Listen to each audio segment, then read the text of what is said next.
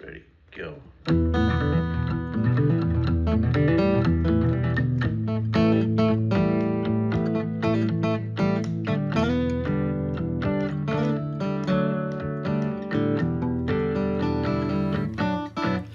Dan Gryder, probable cause, December 21, 2023. Just a couple days till Christmas. Happy holidays. I hope that you get to be where you want to be, and I hope that you get to be with who you want to be. Should be good. And I want to say thank you to all those people who have sent me lavish gifts that arrived in the mail, and I appreciate that. If you did not send me a lavish gift, well, we're going to have to talk about that. But for those millions that did send me lavish gifts, I appreciate that. It's the holiday time of year. Today is Sunday, kind of. It's Sunday night. Welcome. I hope you're in the live chat. Make sure, just like normal, make sure you jump in there and say hi. I'm looking at the live chat right now. Looks like it's filling in nicely, and looks like there's quite a few people in here, so that's all good. Tonight's a special night because I got a special video to do concerning the Citation crash up in North Carolina, and I'm going to take some beating for this, and that's okay. We've got an objective here, and I'm going to get to that. But before I do, I'm going to make you sit through the rest of this stuff here, because that's the whole purpose of the channel, is to try to educate and inform you GA guys what you need so that you don't go out and kill yourselves. So tonight's Sunday night. As of tomorrow, Monday morning, there's only 10 days remaining in the end of the year. We're currently sitting at 142 fatals, which means we could still allow 2 more in the next 10 days in order to meet our goal. Now, the problem is that it's not really Sunday when I'm shooting this. I had to shoot it a little bit early. So currently, if that's true, if on Sunday night when you're watching this, we still haven't had another fatal and we're still sitting at 142, our accident rate is 12.167 general aviation fatal accidents per month. However, I'm on the road someplace in America. Ironically, by the time you see this, I've already made 4 single pilot takeoffs in a Citation 550. Single pilot in a jet today. That's where I'm at, someplace in America. So between the King Airs, the jets, the airplane deliveries, and all that kind of stuff, I've been flying about 22 days out of the month. I've been gone mostly and very, very busy, which is good. I totally enjoy all that. I do have a little bit of credentials in the Cessna Citation series. I want you to know that I became Citation typed single pilot exemption in 1996. One of the very first ones issued via flight safety in the original single pilot exemption program that came around. And I have been on and off in the Citations over the years. I still instruct in the Citation. I still give type ratings. I still ferry them, fly them, move them, and all that kind of stuff. So that is an airplane that I'm very familiar with. This video has a lot to do with that because I have, and you're going to want to hear it, I have the voice of the co-pilot on that fatal flight. I have his actual voice, and I'm going to play it, and I'm going to show you what he said. This is not an AI, and this is not recreated. This is the actual voice received over the Unicom frequency, and it's what he said. And I'll explain all of that when we get to, but I'm going to jump in there and do all of that when we get to it. I got a lengthy deal to do on the Citation, and I'm going to go out on a limb and speculate. Some of you people hate it when I speculate. I think we need more speculation. Speculation causes conversation. The answer is out there someplace. I want to make a deal with you tonight. I want you to hear me out. Watch this video. See what I've got. Let me show you the graphics and the audio.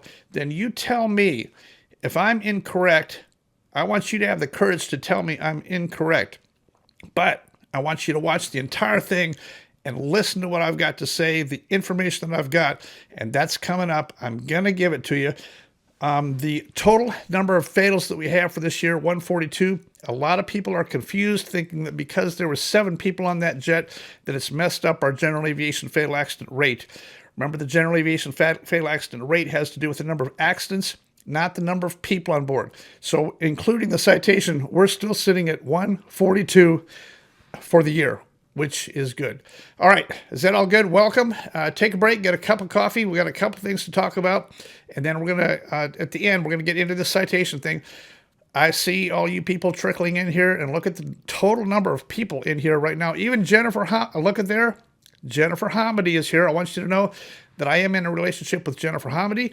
She is a very, very good moped rider. She can ride the moped, and in fact, she put moped M2 certification on her NTSB credential, her resume for the NTSB, to be the head of the NTSB. Her transportation credential, she listed as holder of the M2 motorcycle credential. So that's her credential, but it has not affected our relationship. She doesn't know anything about airplanes, but boy, could she ride that scooter. I'm fixed to take her out to dinner. Actually, she hasn't accepted yet, but I'm trying to get an offer to see if I can take her out to dinner. I think that would be totally fine. All right, I'm done kidding around here. Let's jump into this. It's Sunday night. Welcome. So I got to drop in a clip here that I shot from on the road. Remember, I pre-recorded this video and got it ready to go. Dylan is actually back in the studio to upload and edit and drop this in, but I'm going to drop in a clip right now to update from where I am actually on Sunday night, and the fatal accident rate as of Sunday night, very close to real time, as close as I can make it. So here's that clip. Here's your update. I know it's 2025. It's December 21, 2025. Okay, so I got the year wrong. I'm still on the road. Today is Sunday. I've been flying all day long, and I'm probably going to be flying when the live chat comes on tonight at 9:30 p.m. So if I'm not in the live chat, that's why. In any case, as it sits right now, I think we're still at 142. I have not heard of another fatal between Friday, Saturday, or Sunday, or anything like that. So I think we're still good. I think currently we're at 12.167 fatals per month, and we have 2 spaces remaining to get us to 144. 144 divided by 12 is a flat 12.0. Are we going to make it? I don't know. Starting tomorrow, there's 10 days left in this year. That would be 1 fatal every 5 days. We will see. But anyway, I'll insert this into this video, or actually Dylan will tonight, and that's where I'm at right now. I will be back on the road most of this coming week as well. So anyway, enjoy the video tonight. This thing on the citation is, well, you'll see when I get to it, but it is what it is, and I had to make that video, and hope you enjoy watching that. Happy holidays, and Dylan, back to you. That's all I can say, because it's in the future. I don't know what the number's going to actually be. I don't know what I'm actually going to say when I drop that clip in, because we're not at Sunday night yet when I'm shooting this. Does that make sense? That's what we're doing here. That's really all I can do here with this much travel, is attempt to shoot these a little bit early, and it will not affect our status or anything like that. Remember, the DTSB website, thedtsb.org, has got the data set. You can always look at it and see a probable cause and a recommendation. And I want you to know that the NTSB, I'll put this on here and show you the graphic here, but the NTSB, I've got this graphic that I built and I put on hardcore here, but look at this. The NTSB since 2015 through 2024 has had 11,078 accidents. This is general aviation accidents that they've investigated. 11,078. How many recommendations? 13. 11,000 NTSB accident investigations, full accident investigations, but it only gave us 13 recommendations. Isn't that crazy? All right, let's get on to the ones for tonight. We've only got 2 to talk about. One is the citation that I'm about to get to. The other is the twin Comanche in Chicago. Still no names of the pilot or passenger or the situation. I haven't been able to find out anything about who was flying that twin Comanche. It took off to the south at DuPage, came out of maintenance, I believe. It had been parked for a long time. First takeoff, it made it to about 100 feet in the air. I think the right engine failed, and it's a VMC roll. It rolled to the right. Both guys dead. We don't know who that was, their ages, or what the situation was at all. That was General Aviation fatal accident number 141 for the year, and a horrific loss up there for those two individuals. A very, very simple VMC roll that could have easily been corrected by lowering the nose and going straight ahead. You'll see the theme for the night tonight is straight ahead. If those guys had lowered the nose and gone straight ahead, they'd be alive today. They tried to fight that thing and pull the nose up and tried to make it climb. A twin Comanche with a loss of thrust on one engine like that, and they tried to let the nose come up, and it VMC slow rolled right over, and there's no surviving that. All right, let's get to the Citation crash. I know that's why you're here. I appreciate it. I'm still looking at the live numbers here.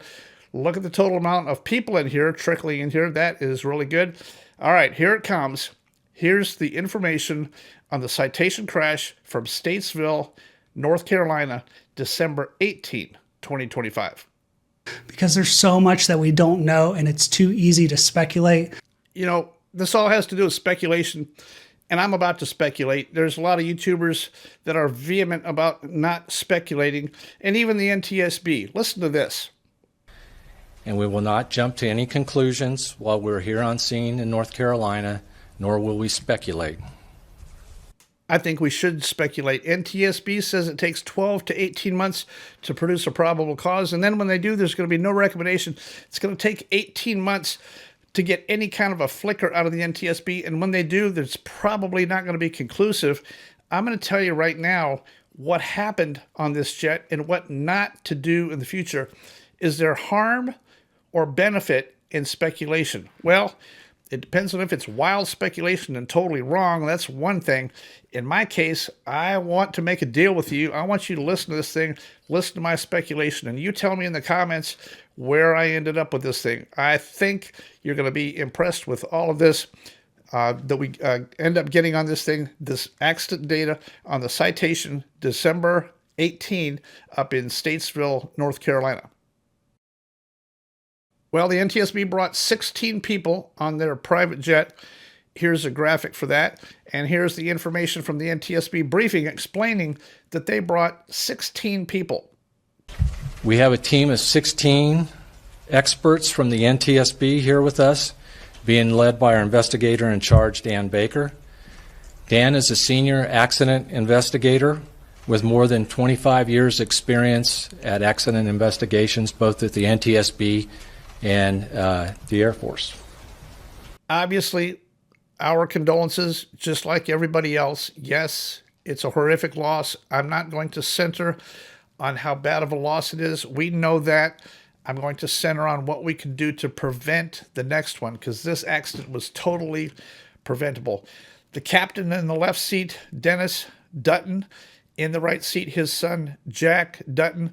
This airplane was a Citation 2, a 550, but it did have the gross weight kit increase, so it was a 14.7 airplane. It could taxi out at 14.7.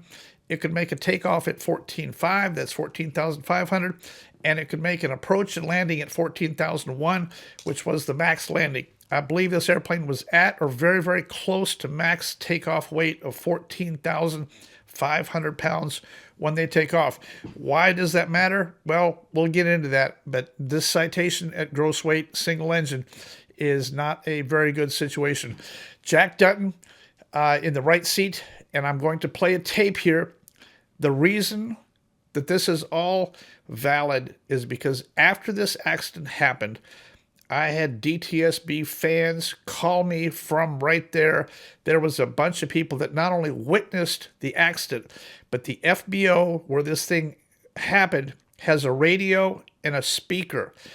There was several people that heard this airplane take off, and here's the sequence.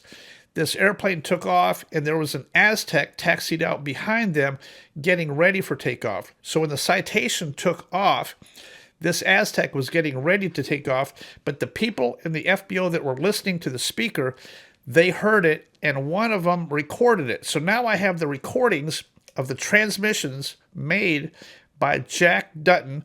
How do we know it's Jack? It's because the people in the FBO knew him. They knew Dennis, and they knew Jack. There's no doubt that it was Jack's voice on this thing.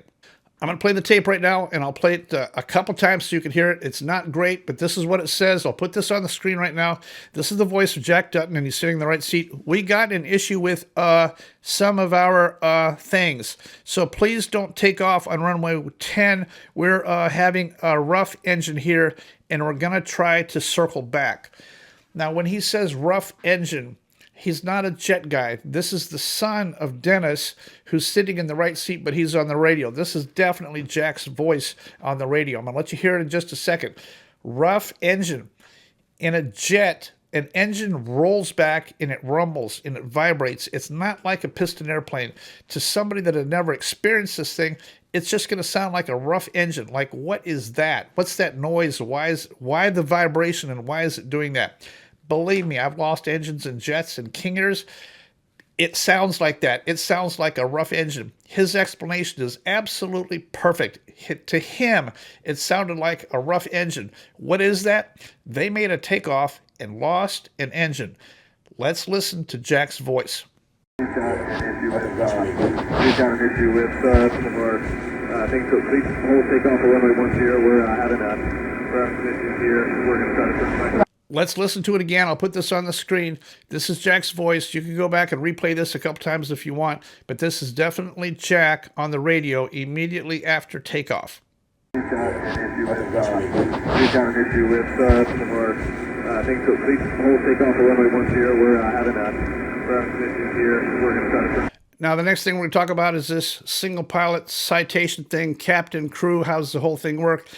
NTSB is completely wrong. There's no waiver for the Citation 2. The Citation 2 was built as a 2-crew airplane, period. It was built as a 2-crew airplane. There are citations that were built as a single-pilot airplane. The Citation 2S or Citation 2 550 was not. It never was. What do you have to do to fly it? Single pilot, you have to go to school, CAE or flight safety, or there's a few others out there. I traditionally go to flight safety. Here's my name badge from the last cycle through flight safety. And notice it says single pilot exemption. It's an exemption, and I'm going to show it to you here. This is the exemption. They put you in the simulator, you do the whole course, and then they give you this paperwork. You have to carry this paperwork with you. This is your flight safety exemption, and it's called an exemption. That's because the law says you have to have 2 pilots, but they're making an exemption for you in this case. It's not a waiver. There's no way that the Citation 2 was ever a single pilot airplane. It is not. Can it be done? Yes, and I do it a lot, probably 100 days out of every year. I'm single pilot in somebody's jet. It works, but you got to really know what you're doing and be on top of things. But this was definitely a single pilot operation. The problem I have here is that the FAA records for Dennis Dutton in the left seat is, I'm going to show it to you. Here's his credential, and notice at the bottom of it, it says second in command required. Now I'm going to show you mine. Mine does not say that. I don't have a second in command required on mine. Here's mine, and here's Dennis's. See the difference here? I don't know if Dennis had been to school in the preceding 30 days and maybe the FAA database is simply not updated. That's a definite possibility.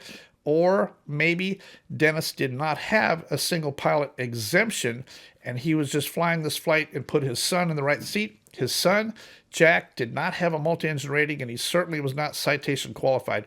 Dennis would have had to have been single pilot exemption qualified in order for this flight to be legal. I don't know the answer to that. I'm sure that we will as we go on. Lots of people knew Dennis and Jack. Every single one of them said what fine people, nicest people in the world. Dennis's problem in this particular case was that he came from the Air Force and then Delta Airlines. He flew only big airplanes. The Citation is an underpowered pig. It is not good. Single engine, it is not good, and you have to be extremely careful single engine on this thing because it will not perform like a 757 will. A 757, 767, those things have tons of power, tons, and even with one engine out, it'll still do it. The Citation, that's why we call them a slowtation. It's a big, fat, dumb, ugly wing on that thing. It's not a swept wing. You have to have this thing going fast. At 14.1, I'm going to show you the book here. This is the Citation manual here.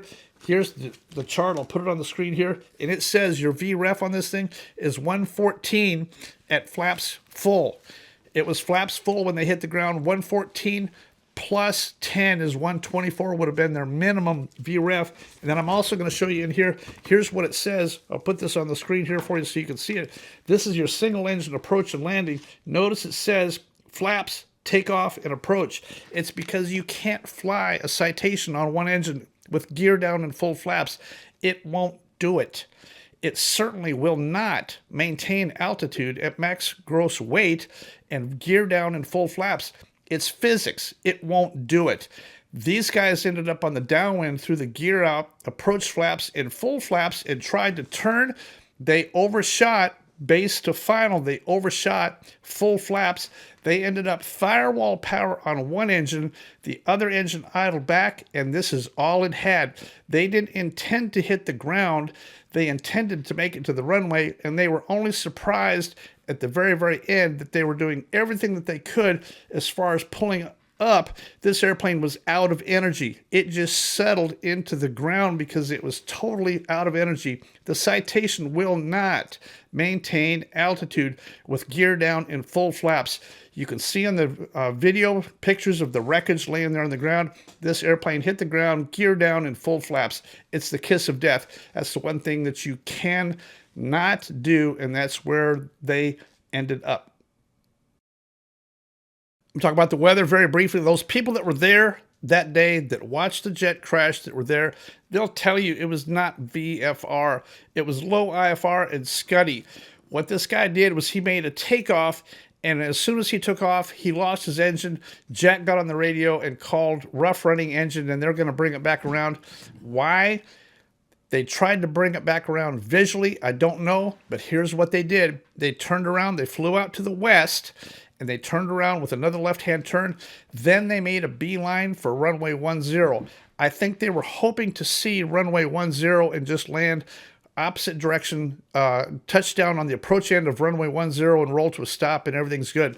Their problem was the weather was so rainy, drizzly, trashy that by the time they saw the runway, they were too close and too high and could not get down for 10. This forced them into a left downwind for 28. The same people that I talked to up there watched this jet on the downwind. It was low. It's flying very low on the downwind, and all of them said, what is he doing? It's extremely low on the downwind. He's trying to stay visual. He's trying to hook this thing around, and that's all that happened. This guy threw out gear, then approach flaps, then full flaps, single engine, firewall power on one side, and that's all you got. That's as far as that airplane would go. They tried like crazy to make it to the runway, and they did not. You know, I got to give you a conclusion out of this thing. My condolences to everybody on that airplane. I don't know what to say. This pilot, you know, every time I'm through flight safety, the one thing that flight safety and CAE beats you up over is this scenario. We call it a V1 cut. You're going to lose an engine. You're going to climb to an altitude, wings level, turn the autopilot on, run your checklist, declare an emergency, and go to someplace. You may be coming back, but I doubt it. Most of the time, you're going to climb to 3,000 or 4,000 feet, whatever you want to do. This jet that they were in would have climbed to 3,000 feet, altitude hold, and they could have gone to Charlotte. The amount of flying that they did was 26 miles, that circuit that they flew before they died. Charlotte was only 32 miles away. They could have gone to altitude to 3,000 feet, turned the autopilot on, and pointed towards Charlotte. Why this captain elected to visually try to make it back to the airport without an approach, without being IFR, I have no idea. The textbook answer on this thing, wings level, climb on V2 to V2 plus 10 until you level off, someplace between 400 and 1,000 feet AGL, depending on the profile, altitude hold, clean up, climb at Wiener up to 3,000 feet, altitude hold, autopilot on, run your checklist, declare an emergency, and now you've got 2 hours. You can sit up there single engine for 2 hours in altitude hold. You don't even really need that much power on the good engine once you achieve altitude hold. Life is good. You can pour a cup of coffee. There's nothing going on. Dennis, why?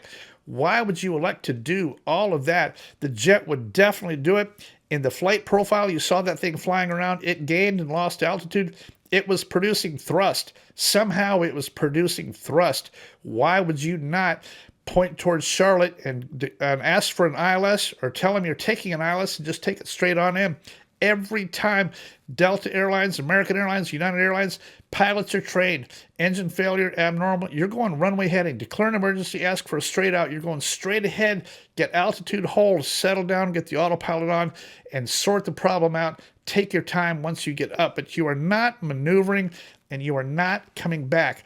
Why Dennis came back is beyond me. I just can't believe it. But that's really all that happened here. He attempted to visually come back and smoke this thing in here on the downwind and get this thing in here. He did not know. He'd been flying too many big jets for too many years. He did not know that the Citation is a fat, dumb, little, ugly airplane that will not perform. It won't do it. It won't do it.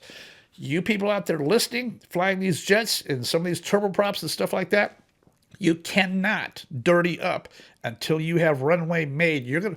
I would rather see you go gear down and fly clean wing, zero flap, make a zero flap approach if that's what it takes. If that won't work, I would rather see you make a gear up, zero flap approach and landing and belly it in. That's better than dying. Save all of that drag until you can absolutely make it to the runway. Throwing gear and full flaps out just makes no sense to me. And I'm sorry, but I want your opinion on what you're seeing now in conjunction with the witnesses that saw it, the audio tape that you heard. They definitely lost an engine. They definitely brought it around. They definitely ended up short of this runway, and that is all that happened.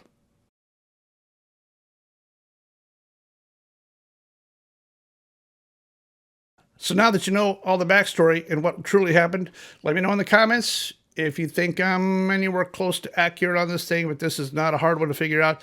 DTSB figured out within 48 hours without sending anybody to the scene.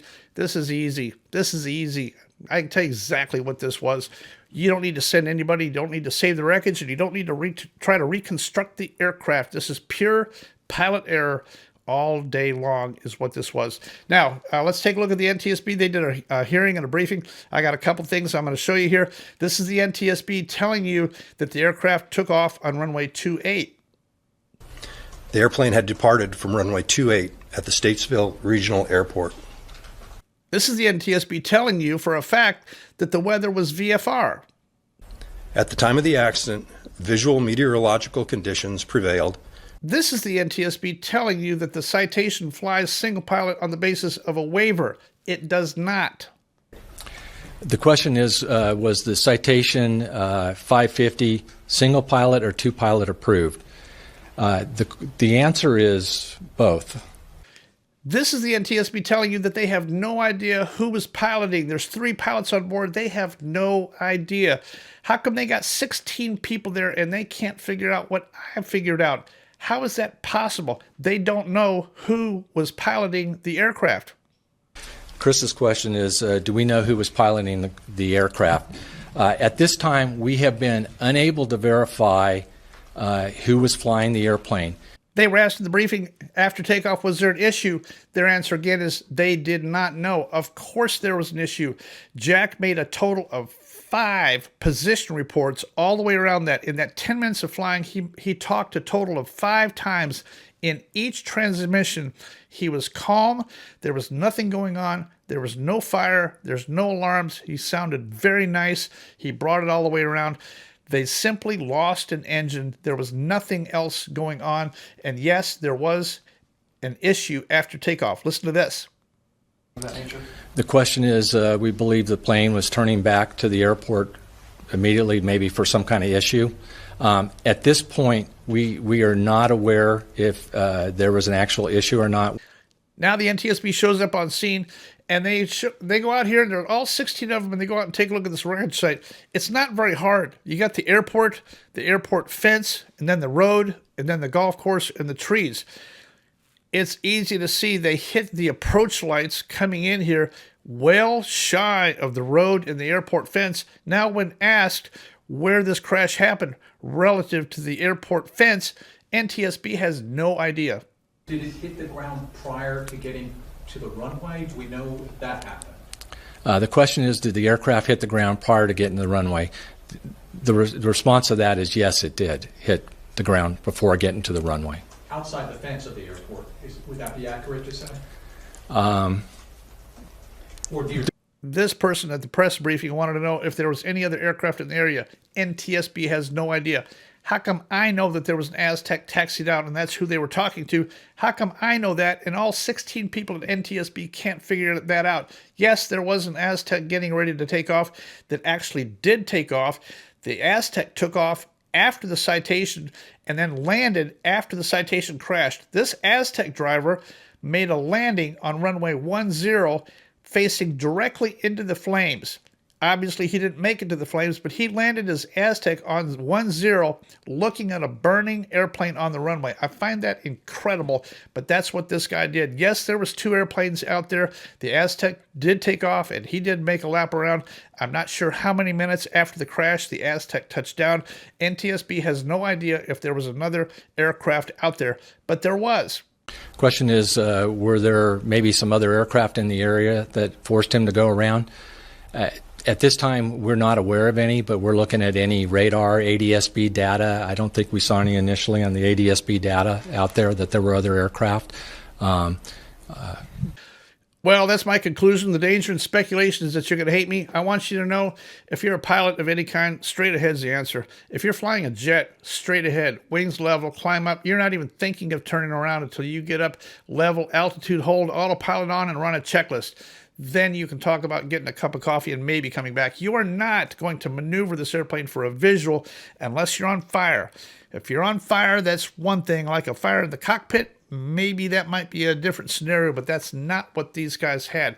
It's a jet. You got plenty of fuel, plenty of time. Use your resources. You people that are flying this type of equipment, turboprops and jets, I want you to know the answer is straight ahead, level off, autopilot on, run your checklist, get everything squared away, take your time, and then carefully select an approach and fly a stabilized single-engine approach back in.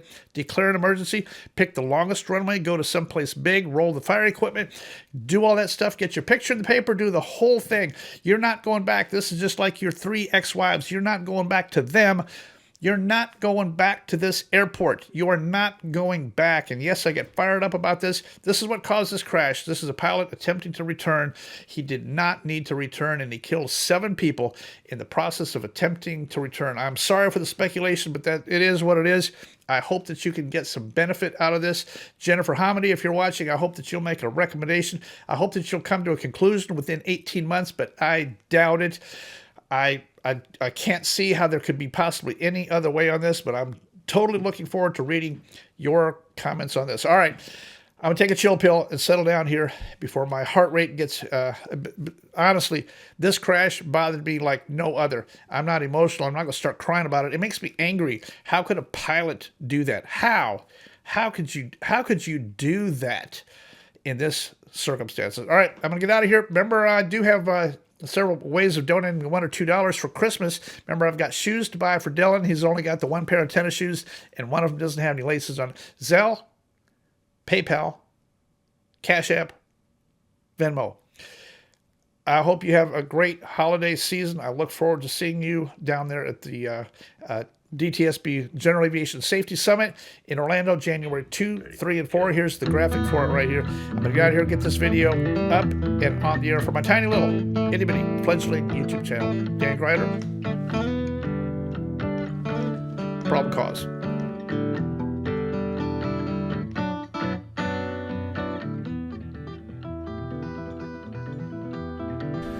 A preliminary report of this accident is expected within 30 days.